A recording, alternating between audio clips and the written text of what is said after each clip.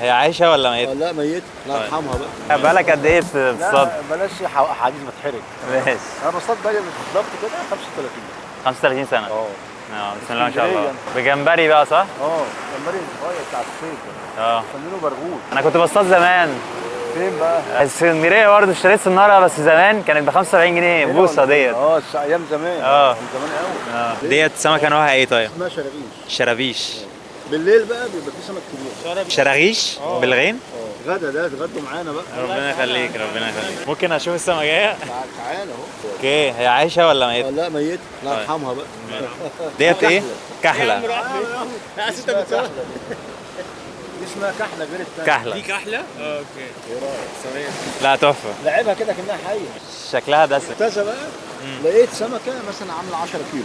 10 كيلو. لقيتها ميته بس نضيفه يعني تاكل يعني. بتموت من ايه طيب مثلا ولا ايه كده؟ البحر كان عالي ورماها بره ما عرفتش ترجع.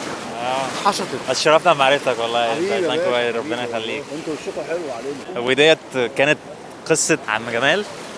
يا رب ما اعرفش بس كانت قصة عم جمال في اسكندرية صياد بقاله أكتر من 25 سنة بيصطاد. يعني المية بصراحة